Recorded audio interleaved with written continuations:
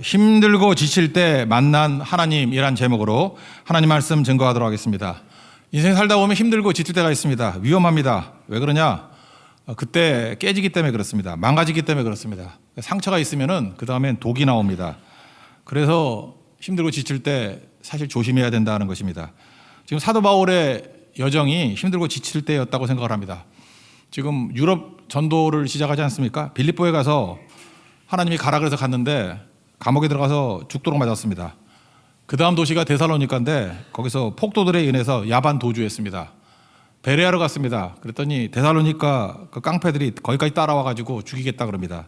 그래서 혼자 아테네로 도망칩니다. 아테네에서 말씀 증거했습니다. 그런데 별로 열매 없었던 것 같습니다. 그래서 다시 홀로 고린도까지 온 것입니다. 그러니까 아테네 고린도는 혼자 간 겁니다.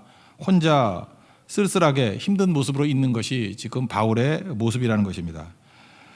근데 고린도에 왔더니 이제 육체적으로 힘든데 영적으로 더 눌림이 있었습니다. 왜냐? 이 고린도라는 도시가 항구 도시거든요. 그래서 퇴폐와 향락이 가득한 되게 그 더러운 도시였습니다. 그래서 뭐 그런 얘기 많이 들어보셨죠. 고린도화 되었다 그러면은 타락했다 그런 뜻이고, 고린도 여자 같다 그 얘기는 음란한 여자다 이런 뜻이었습니다. 뭐 그런 곳에 가니까 육적으로도 눌려 있는데 영적으로도 눌려 있는 진짜 지치고 힘든 때였다는 것입니다. 굉장히 피로해진 거죠. 저는 이게 피로라는 말을 제가 좀 이게 예민하게 들었던 게 성수대교 무너졌을 때였습니다. 어떻게 한강다리가 무너지나, 콘크리트로 철근 넣어서 한 게 어떻게 무너지나 신기했습니다. 그때 처음 들은 얘기예요. 누적 피로라는 얘기. 그 튼튼한 콘크리트도요, 피로가 누적이 되면 붕괴될 수 있다라고 하는 것을 깨달았습니다. 지금 사도 바울의 심령의 상태가 제가 볼 때 누적 피로입니다. 그래서 이 상황이 고린도전서 2장 3절에 나오는데, 내가 너희 가운데 거할 때, 아마 그때 경험이었던 것 같아요.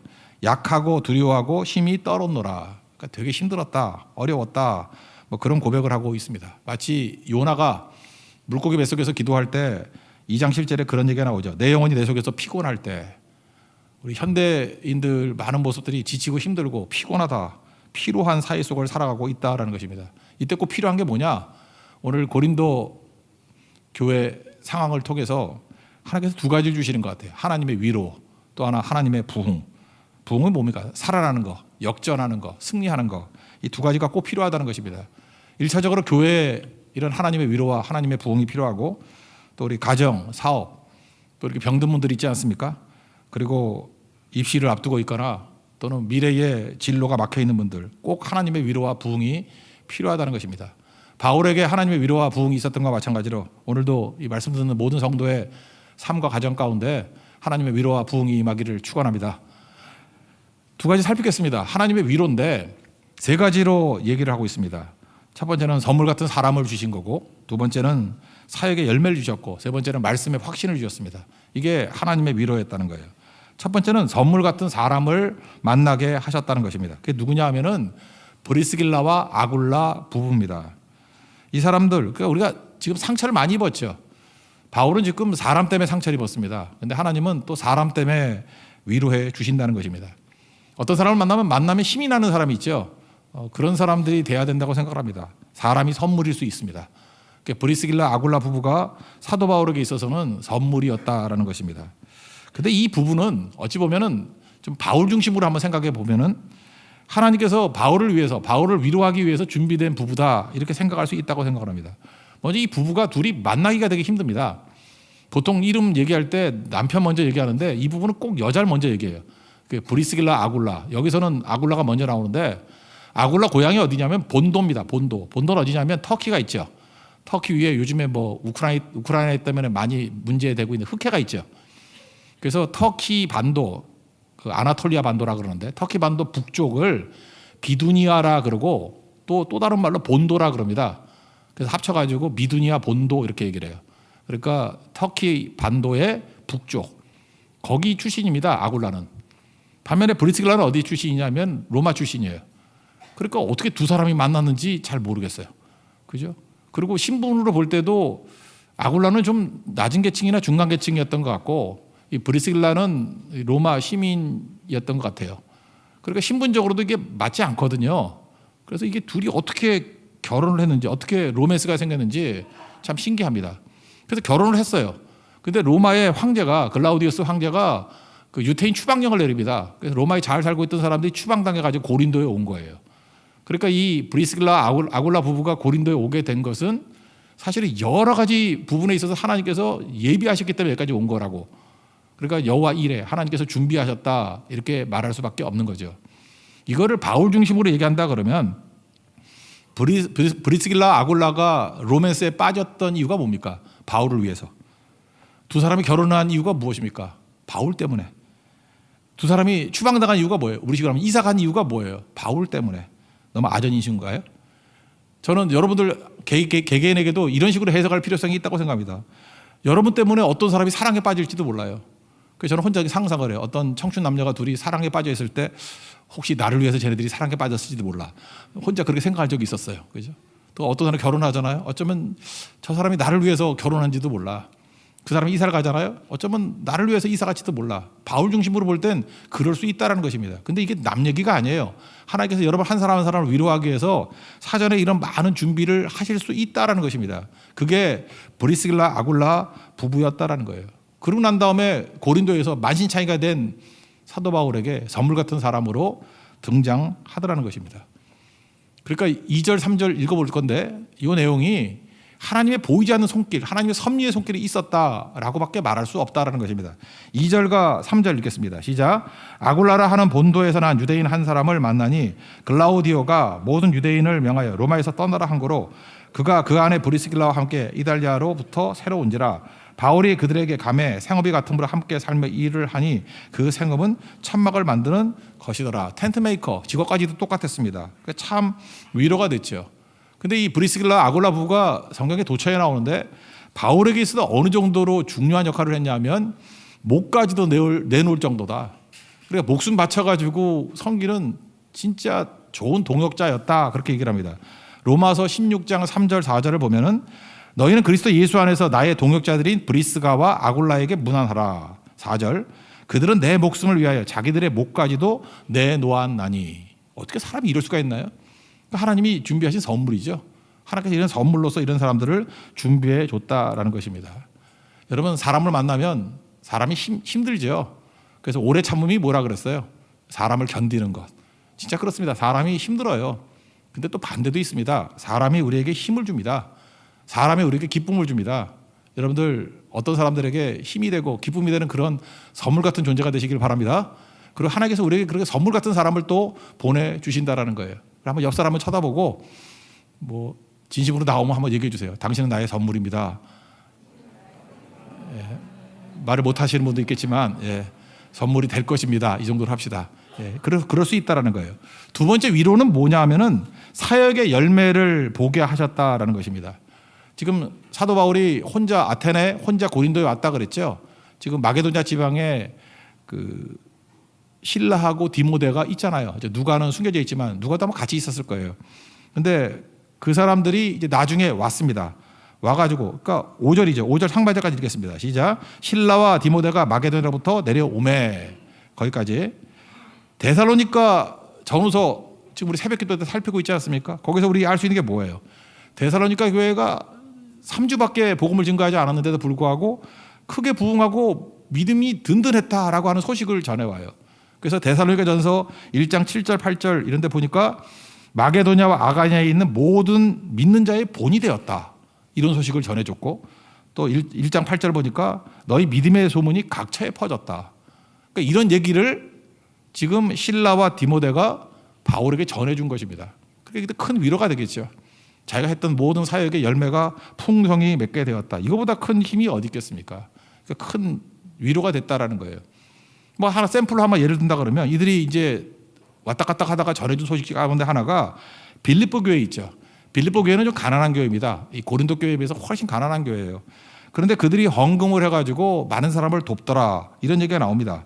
빌립보서 4장 15절 16절을 보면은 빌립보 사람들이 너희도 알거니와 복음의 시초에 내가 마게도냐를 떠날 때부터 주고받은 내 일에 참여한 교회가 너희 외에는 아무도 없었느니라. 복음의 시초니까 언제예요? 2차 전도여행을 할 때 그 초창기 때부터 그 빌립보 교회가 가난한 교회인데 헌금했다라는 거예요. 그리고 15, 16절 보니까 데살로니가 있을 때에도 이렇게 내려왔잖아요. 지금 너희가 한 번뿐 아니라 두 번이나 나에 쓸 것을 보내었도다. 그러니까 가난한 교회인데도 불구하고 이렇게 헌금하고 잘 섬겼다. 이런 것들을 전해주잖아요. 아마 이때 아마 헌금도 전달해줬던 것 같아요. 그러니까 이게 위로가 되는 거죠. 여러분 그 가난한 사람은 이게 헌금에 동참 안 하고 부자들만 동참해야 된다. 이건 착각입니다. 제가 볼 때 가난한 사람이라 할지라도 헌금에 동참하는 게 굉장히 중요하다고 생각해요. 왜? 그게 복이기 때문에. 우리 열왕기상 17장 같은 데 보면 사르밧의 과부가 나오지 않습니까? 하나님께서 그 가난한 과부의 집에 보냈어요. 엘리야를. 그래서 거기서 기름과 가루 가지고 떡 만들어 달라 그러라고. 이게 진짜 뭐 벼룩의 간을 빼먹는 거지. 그런데 순종했죠. 그랬더니 어떤 일이 벌어집니까? 열왕기상 17장 16절 보니까 말씀과 같이 통의 가루가 떨어지지 아니하고 병의 기름도 없어지지 아니하니라. 하나님께서 복 주시는 거예요. 아, 부자 그러지 않아도 복 많이 받았는데 더 받아야겠어요? 오히려 없고 힘든 사람들에게 하나님께서 이렇게 헌금에 특권을 주시는 거예요. 기회를 주시는 거라고. 그때 잘 쓰임 받는 거. 이게 되게 중요하던 거라고요. 그래서 여러분들 부자냐 가난하냐 관계없이 쓰임 받는 것보다 귀중한 건 없다고 생각을 합니다. 이번 10월 달이죠. 21일부터 29일까지 15차 네팔 선교를 갑니다. 이번에 4명 딱 가거든요. 목회자 1명, 평신도 3명이 가는데 이게 원래 네팔에서 우리를 초빙한 거예요. 초빙한 건데 내용은 이거예요. 비행기하고 비싼 건 알아서 오시고 거기 도착하면은 숙소와 숙소비 거의 안 들거든요. 그 다음에 식사를 대접해 준대. 진짜 싸거든요. 예. 그러니까 거의 95% 비용은 사실 이동할 때 비행기 티켓 뭐 그런 거 비행기도 2배 올랐더라고. 뭐 그런 거예요. 그런 거고 사실은 그들이 가난한 사람들이기 때문에 숙소와 식사를 대접해 준다. 이것도 사실 적지 않은 부담이라고 생각합니다. 그게 헌금이라고요. 저는 그거 충분히 받아들였어요. 감사하다고. 그죠? 그들이 헌금해서 이렇게 섬김을 통해 가지고 이번에 청소년 캠프를 합니다. 제가 볼 때 그들에게도 하나님께서 주신 은혜가 넘쳐날 거라고요. 이번에 가서 진짜 조심해야 될 게 뭐냐 하면 잘 섬김 받다 오십시오. 제가 그래서 이번에는 선교사님 빼놓고는 뭐 이렇게 헌금도 안 하려고 그래요. 왜 그러죠? 플렉스라 그러죠. 플렉스가 뭐죠? 그러니까 이게 돈 쓰면서 돈 자랑하는 거. 속단 말로 돈 지랄하는 거예요. 그게 플렉스인데 돈 자랑하는 거.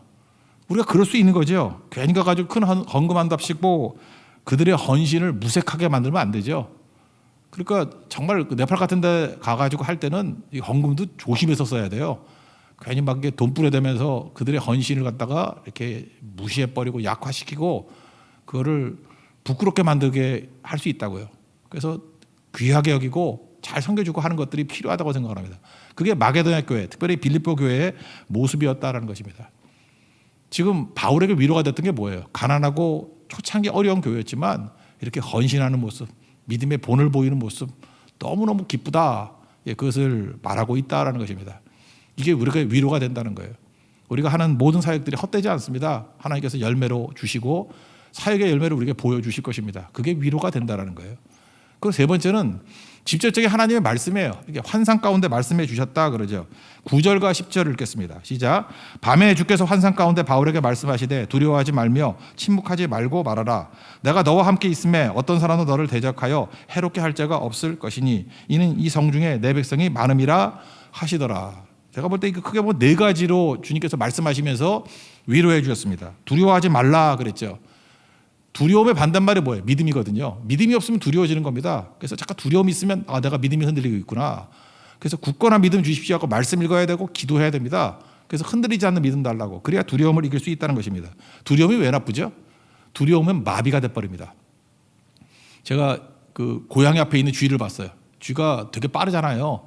근데 고양이가 딱 노려보고 있으니까 사시나무 떨듯이 떨더라고. 그러니까 쥐도요 마비가 돼버리더라고. 그래서 제가 두려움이 뭔지 알았어요. 두려움이 엄습해버리면 우리 삶에 모든 게 마비가 돼버립니다. 그런데 두려움의 반대말이 뭐라고요? 믿음이 생기면 우리 데살로니가전서 1장에 나오죠. 믿음이 있으면 뭐가 나타나요? 믿음의 역사. 믿음은 역사, 워킹의 워크. 일을 하게 된다는 거예요. 그러니까 마귀가 제일 좋아하는 게 뭐겠어요? 우리에게 막 두려움을 뿌려놔가지고 완전히 쥐새끼같이 마비시켜버리는 거라고. 그런데 굳건한 믿음이 우리에게 오면 믿음은 역사합니다. 사랑은 수고하고 소망은 인내하고. 근데 믿음이 뭐예요? 역사한다 이게 역사. 그래서 교회가 믿음이 있어야 돼요. 믿음이 있어야 일을 할 수 있습니다. 역사할 수 있어요. 워킹할 수 있다고. 그러니까 두려워하지 말라. 이 얘기는 뭐예요? 하나님 믿고 의지함으로 말미암아 역사하는 자들이 되기를 원한다. 이걸 지금 말씀하고 있다라는 것입니다. 두 번째는 침묵하지 말고 말하라 그랬죠. Keep going, 계속하라는 거죠. 마귀가 원하는 건 뭡니까? 중단하는 거. 낙심시켜가지고 중단하는 거예요. 하여튼 어쨌든 간에 우리는 뭐 이유를 막론하고 그냥 계속하면 마귀는 이기게 돼 있다는 것입니다. 계속하는 거예요. 계속. 우리가 선교갈 때에도 이번에 15차 네팔 선교 이렇게 차수를 붙이는 이유가 뭐죠? 계속하겠다는 거야. Keep going. 15차가 있으면 16차도 있겠죠. 16차가 있으면 17차도 있겠죠. 그렇죠. 이 차수를 붙이는 게 뭐예요? 중단 안 한다는 거예요. 될 때까지 간다는 거예요. 끝까지. 오늘 그걸 말하고 있습니다. 그래서 침묵하지 말고 계속해라. 계속 말하라. Keep going 하라. 그 세 번째가 뭐예요? 내가 너와 함께 하겠다. 우리는 종이같이 약한 존재입니다. 근데 종이 뒤에 빨간 벽돌이 뒤에 있다고 생각해요. 그 빨간 벽돌 조기를 이렇게 감싸놨어요. 멀리서 보면 종이죠. 그렇지만 그 강도는 종이의 강도예요? 벽돌의 강도예요? 벽돌이죠. 보이긴 종이로 보인다고. 우리 연약한 우리 모습이 보인다고. 근데 뭐 이렇게 꼬챙이 같은 걸 찔러 보십시오. 그러면 벽돌같이 단단한 것이 있기 때문에 그게 부러지거나 휘어져 버릴 거라고. 우리가 하나님과 함께 할 때, 하나님이 우리와 함께 한다 그럴 때 겉으로 볼 때 내 모습으로 드러나지만 누구 힘이에요? 하나님의 힘으로 일하게 된다는 것입니다. 하나님이 전능하신 하나님인데 누구에게 지겠어요? 항상 이기는 거죠. 그래서 너희를 해할 자가 없다. 그래서 하나님의 동행하심 이것만 있으면 되는 겁니다. 뭐 딴 거 지저분하게 구하지 말고 내가 너와 함께 하느니라. 그럼 다 끝난 거죠. 그리고 네 번째 얘기가 뭐예요? 이성 중에 내 백성이 많도다. 부흥을 약속하셨다는 것입니다. 실제로 고린도 전후서가 되게 길죠. 그게 뭐예요? 되게 많은 성도들이 영접했다는 거예요. 영접자가 되게 많았다는 것입니다. 하나님의 이런 약속이 있었다는 거예요. 오늘도 여러분들 힘들고 지쳐 있을 때 이런 하나님의 위로가 필요합니다. 세 가지 위로했죠. 선물 같은 사람이라는 위로를 받을 것이고, 또 하나 사역에 열매가 있다라는 위로를 받을 것이고, 또 하나 뭐예요? 하나님의 약속이죠. 두려워하지 말아라. 그죠? 침묵하지 말고 계속해라. 내가 너와 함께한다. 분명히 많은 열매가 있을 것이다. 이성에 내 백성이 많다. 위로받으면 어떤 일이 벌어집니까? 힘이 생깁니다. 다시 일어날 수 있다는 거예요. 그리고 두 번째 단계, 하나님의 부흥을 맛보게 된다는 것입니다. 부흥이 뭐예요? 리바이벌이니까 다시 살아난다. 다시 살아나고 그다음 역전하게 되고 열매 거두게 되고 승리하게 된다. 그것을 말해주고 있다는 것입니다. 한번 보세요. 하나님께서 위로해 주시고 이제 바울을 통해서 어떻게 이 부흥의 패턴이 이루어지는지를 한번 보십시오. 이제 바울이 혼자였죠. 아테네에서도 혼자, 고린도에서도 혼자서 아마 고린도에 있을 때 회당에 가가지고 말씀을 증거했는가 봐요. 근데 혼자 있을 때 사람이 소극적이 되고 이렇게 위축이 되잖아요. 바울께서도 위축이 된 것 같아요. 그래서 4절을 한번 읽겠습니다. 4절 읽겠습니다. 시작. 안식일마다 바울이 회당에서 강론하고 유대인과 헬라인을 권면하니라. 이때 혼자예요. 혼자 회당에 가가지고 말씀을 증거했는데 뒷부분을 보면 이때는 되게 소극적으로 말씀을 증거했던 것 같습니다. 그러다가 실라하고 디모데가 이 마게도냐에서 합류를 합니다. 그랬더니 그때부터 달라지기 시작한 거예요. 그죠? 달라지기 시작해서 뭐가 달라졌느냐? 하나님의 말씀에 붙잡혔다 이런 얘기를 합니다. 하나님 말씀에 붙잡혀서 비로소 예수는 그리스도다. 예수가 메시아다. 이걸 증거하기 시작했어요. 그러니까 밝히 말했다. 이런 표현이 나온 거 보면 실라하고 디모데가 오기 전에는 어둡게 말했는가 보죠. 뭐. 그죠? 애매하게 말했는가 보죠. 그러니까 이때부터 진짜 예수님이 그리스도다, 메시아다라고 밝히 말하고 말씀에 붙잡혀서 주도권이 누구에게 있어요? 내가 말씀을 잡은 게 아니라 말씀이 나를 잡은 거 아니에요. 말씀이 주인이고 말씀이 주도권을 가지고 말씀이 사도 바울을 잡아가지고 말씀에 붙잡혀가지고 일을 하기 시작했다는 거예요. 그러니까 하나님 말씀이죠. 이때부터 완전히 전환점, 터닝 포인트입니다. 놀라운 일들이 벌어지게 되더라는 것입니다. 그러니까 뭐예요? 혼자서 소극적으로 하다가 말씀에 붙잡히는 그 순간부터 불 붙기 시작하는 거죠. 그 내용을 한번 읽어볼까요? 5절 다 같이 읽겠습니다. 시작. 실라와 디모데가 마게도냐로부터 내려오매 바울이 하나님의 말씀에 붙잡혀 유대인들에게 예수는 그리스도라 밝히 증언하니 이때부터 가속이 붙기 시작한다는 것입니다. 여러분 교회는 그런 거예요. 하나님 말씀에 붙잡히면 그때부터 모든 것들이 다 변화되게 돼 있다는 것입니다. 승리하게 돼 있다는 거예요. 이거보다 중요한 것은 없겠죠. 그래서 저는 이렇게 생각해요. 하나님 말씀이 교회에 녹아들어야 돼요. 지금부터 기도하는 게 그거예요. 어제도 오늘도 계속 아침에 기도했던 게 뭐냐면 하나님 이 교회에 말씀이 녹아들게 해 주옵소서. 그죠? 말씀이 교회에 녹아들면 어떤 일이 벌어집니까? 히브리서 4장 2절 보니까 들은 바 말씀이 그들에게 유익하지 못했던 이유가 뭐냐면 믿음이 결부되지 못했다. 그러니까 옛날 성경에 화합하지 못했다 그런 거죠. 말씀이 그 속에 심령에 들어가서 믿음과 이렇게 섞여가지고 녹아내려야 돼요. 그럼 그때부터 역사하는 믿음이 된다는 것입니다. 제가 볼 때 말씀에 절여져야 돼요. 말씀이 막 부어지면 여러분 인생이 절여져야 돼요. 한마디로 해서 말씀에 젓갈이 돼버려야 돼요. 젓갈이. 말씀에 젓갈이 돼버리면 그때부터 폭발적인 능력이 나타나기 시작한다는 거예요. 그래서 고린도 교회에서 크나큰 부흥이 언제부터 일어나기 시작했어요? 말씀에 붙잡힐 때부터. 말씀이 성도들에게 이렇게 절여질 때부터, 말씀이 녹아들 때부터, 그때부터 부흥이 나타나기 시작하다는 것입니다. 이렇게 말씀에 붙들림이 되니까 어떤 일이 벌어져요? 생명이 오니까 이제 반대도 있겠죠. 원래 생명이 들어가면 반대도 있거든요. 말씀 증거하면 핍박도 많고 공격도 많고 방해도 많고 그렇다는 것입니다. 이유가 뭐예요? 생명이니까 죽음이 못 견디는 거죠. 빛이 오니까 어둠이 못 견디는 거죠. 그러니까 발악을 하게 된다는 것입니다. 가끔마다 우리 성도들 가운데 좀 중병에 걸려가지고 이식 수술할 때 있죠. 뭐 제일 많은 게 간 이식인데, 간 이식 수술하고 난 다음에 꼭 보면 기도 제목에 뭐가 나오냐 하면은 거부 반응이 없게 기도해달라 이런 게 많아요. 그러니까 몸에 뭐 새로운 게 들어와 버리면 거부 반응이 일어나죠. 우리 몸이 죽은 몸들이었는데 생명의 말씀이 들어가니까 거부 반응이 없을 리가 없겠죠. 그러니까 거부 반응을 일으키면서 극렬하게 반대하기 시작했다라는 것입니다. 그랬더니 사도 바울이 뭐라고 얘기해요? 옷에 먼지를 털어버리면서 내가 이제 이방인에게 간다. 그러니까 인생은 투트랙이라고요. 부흥과 동시에 핍박이 있습니다. 근데 그때 이렇게 부딪혔을 때 이제 폭발적으로 불이 일어나는 거예요. 바람이 불 때 불이 꺼지는 게 아니죠. 조그만 불은 바람에 꺼져 버리지만 이 큰 불은 바람 불 때 더 퍼져나가는 거 아니에요? 그런 상황이 벌어진다는 겁니다. 6절 다 같이 읽겠습니다. 시작. 그들이 대적하여 비방하거늘 바울이 옷을 털면서 이르되 너희 피가 너희 머리로 돌아갈 것이요 나는 깨끗하니라. 이후에는 이방인에게로 가리라 하고. 그러고 난 다음에 이제 고린도 교회 시작을 알리고 있습니다. 어디냐 하면은 디도 유스도라는 집에서 교회로 모이기 시작했어요. 근데 디도 유스도는 참 재밌는 게 뭐냐면 회당 옆집이에요. 회당 옆집이 디도 유스도의 집이라고. 그러니까 참 이것도 애매한 곳에 교회가 생길 거죠. 회당 바로 옆에 디도 유스도의 집에서 교회가 세워지게 되었다는 것입니다. 초대교회는 다 가정교회였거든요. 가정집에서 교회를 시작했습니다. 우리 아다시피 빌립보 교회는 누구 집에서 있었어요? 루디아의 집에서. 그 다음에 데살로니가는 누구 집에 했어요? 또 잊어버렸죠. 야손의 집. 천하를 뒤집어 엎는 자들. 야손의 집. 제이슨, 야손의 집이었고. 그 다음에 고린도는 누구 집이요? 디도, 유스도. 그 다음에 골로새 교회는 빌레몬. 뭐 이 정도. 예루살렘 교회는 마가의 집. 마가의 다락방. 이렇게 가정집에서 다 모이게 되었다라는 것입니다. 그 7절 읽겠습니다. 시작. 거기서 옮겨 하나님을 경외하는 디도 유스라 하는 사람의 집에 들어가니 그 집은 회당 옆이라. 이제 놀라운 일들이 기적 같은 일이 벌어지게 되었습니다. 회당장이 예수를 영접한 거예요. 그 옆집인데 옆집에 있던 회당장이 옆집으로 넘겨와서 교회 교인이 돼버렸어요. 그러니까 뭐 이게 폭발적인 거죠. 그리스보라는 사람이었는데 적군 사령관이 투항한 거나 마찬가지죠. 그리고 그리스보뿐만 아니라 그의 온 가족이 다 예수님을 믿고 그다음에 이분이 되게 신망을 얻었는가 봐요. 주변에 있는 많은 아는 사람들까지도 다 같이 예수님 믿고 오는. 그러니까 뭐 한마디로 해서 집단 회심이 벌어지게 되었다는 것입니다. 언제부터요? 하나님의 말씀에 붙잡힐 때부터. 이게 뭐 순식간에 벌어진 일이라고요. 8절 읽겠습니다. 시작.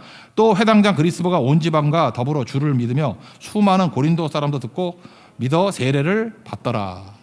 그러니까 이 고린도 교회가 막 급격하게 부흥하기 시작했다는 것입니다. 그래서 사도 바울이 1년 6개월 동안 거기 쭉 머무르면서 계속 교회를 키워가고 양육하기 시작했다는 것입니다. 11절 다 같이 읽겠습니다. 시작. 1년 6개월을 머물며 그들 가운데서 하나님의 말씀을 가르치지라. 그러니까 혼자서 시작했는데 하나님 말씀에 붙잡힐 때부터 그 디도 유스도의 집에서 또 회당장이 변화가 되고 그 가족들 영향권들 그리고 시간적으로도 1년 6개월이라 그러면 꽤 긴 시간이죠. 긴 시간 동안에 말씀을 증거해서 고린도 교회의 기초를 다 쌓게 되었고 부흥이 시작됐다라는 것입니다. 그러다가 이제 유대인들이 막 밀려 있었죠. 막 눌려 있다가 새로 총독이 부임했습니다. 아가야. 여러분 역사에서는 아카이아 지방이라 그러죠. 아가야 지방. 그 그리스는 북쪽을 마게도냐라 그랬고 남쪽을 아가야라 그랬습니다. 그래서 아가야에 소속된 게 아테네, 고린도 이런 데고 북쪽은 뭐 아다시피 빌립보, 뭐 데살로니가 거기가 수도고요. 그다음에 뭐 베레아 뭐 이런 데예요. 그런 데가 이제 마게도냐 지방이라 그런다고. 남쪽 지방에 총독으로 갈리오라는 사람이었습니다. 근데 갈리오는 누구냐? 참 이것도 하나님이 예비하신 거예요. 이 갈리오가 원래 총독으로 올 사람이 아닌데 이 당시에 네로 황제거든요. 네로 황제의 스승이 누구냐 하면은 여러분들 많이 들었을 거예요. 세네카라고. 뭐 글도 엄청 쓰고 뭐 유명한 말도 많이 남긴 사람이 있죠. 세네카. 그 철학자이자 문학가인 세네카. 세네카 동생이에요, 갈리오가. 그러니까 세네카하고 형제라고요. 형제. 근데 몸이 아파가지고 여기 아가야 총독을 얼마 못 했어요. 한 1, 2년 정도 했다고. 그리고 역사를 보면은 이집트로 휴양을 떠나게 됩니다. 질병 때문에.